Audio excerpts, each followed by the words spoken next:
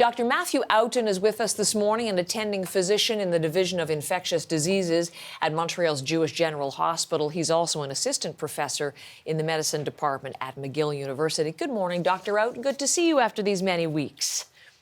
Likewise. Very nice to have you back, Heather. Well, thank you. Lots and lots of important stories to talk about with you this morning. You're our first medical voice this morning. So I am interested in your perspective, first of all, on the Alberta situation. The government finally acting, bringing in strict new restrictions, including passports, although he uses another term for it, to deal with the building crisis. What do you think of the measures and what effect do you think they could have? On the one hand, I'm glad to see them recognize that this is an important part of controlling widespread spread, which is what they've been seeing in Alberta for many weeks now. On the other hand, it seems a bit like hitting the brakes on your sports car when it's heading towards the cliff, but waiting until the last few seconds to do so. And can you slow your sports car down in enough time to stop going off the cliff?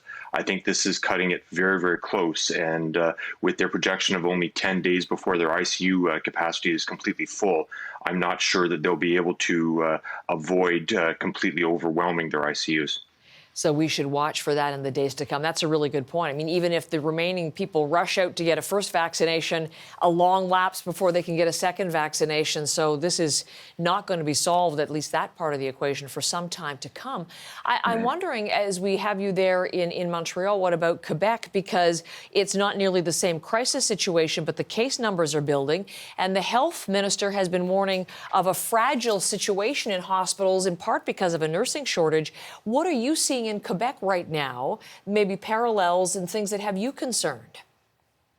So certainly the numbers in Quebec are rising. And if you look at what I would consider the hard indicators, numbers of people who are hospitalized, numbers of people who are requiring ICU beds, every day for the last several days, they've been increasing, going up by 5 to 10% per day. And obviously there's only so long that can be sustainable before you hit your threshold capacity. We're not there yet, but I really want to see this turned around. And yes, the fact that we are now short something like 4,000 nurses across the province is horrible, and I don't see that situation is going to fix itself. As has been said many times before, it's one thing for hospitals to have a certain number of beds, but you need the trained and skilled people who actually administer the care to the patients in those beds. Without that, then you have an increasing burden on the people who are left and becomes a bit of a domino effect. So this is really something that has to be tackled now, not only now in the very short term, but we need long-term planning, because you can't just conjure up new trained health professionals instantaneously. That takes months and years. Again, you raise such a good point. We're talking about that from Manitoba as well, a nursing shortage causing real problems within that province's hospitals. That's definitely something we're going to have to watch and report on in the long term. I have a couple of stories about misinformation that I'd like to put to you today, because I think it's important to challenge and counter some of the things that people are talking about and sharing online. If you look at something trending this week, Dr. Oughton, it is something called Betadine, which I never even heard of, but I looked it up. And as I understand it, you correct me if I'm wrong, it's an antiseptic or a disinfectant, kind of a topical thing used for cleaning skin and wounds, commonly in settings like yours in a hospital.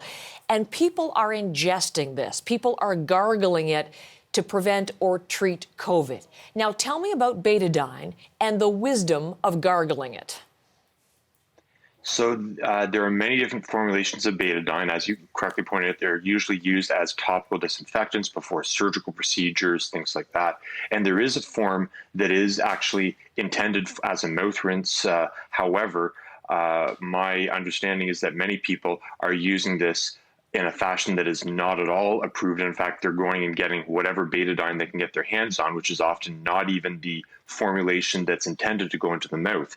And with the idea being, if it's a disinfectant, hey, maybe this will disinfect the virus. But let's not forget that lots of other things can deactivate viruses like fire. But just because that's the case doesn't mean you should be setting yourself on fire either. There's no proof whatsoever that betadine is useful either to prevent or to treat any viral disease, let alone COVID-19.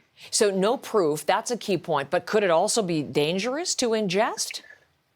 Yes, and especially people who are gargling or sometimes swallowing the formulations that were not meant to be ingested, you actually can result or you can develop a series of health problems by doing that. So I'd strongly recommend people don't do that and turn to your primary healthcare provider to get some advice as to what you can do to keep yourself safe. But betadine for preventing COVID-19 is definitely not on that list. Okay. Debunking that one. Now turn to something else that probably you and I never thought we'd be discussing in the context of COVID. The rapper Nicki Minaj, and a story that's really taken on quite a huge size this week because U.S. health officials, British health officials, officials in Trinidad and Tobago have all had to come out publicly and talk about what she tweeted this week to her 226 million followers. She was talking about, here's the tweet, an unverified report that a cousin in Trinidad, Dr. Oughton, had refused to get the vaccine because a friend had the vaccine and it caused impotence, it caused testicular swelling.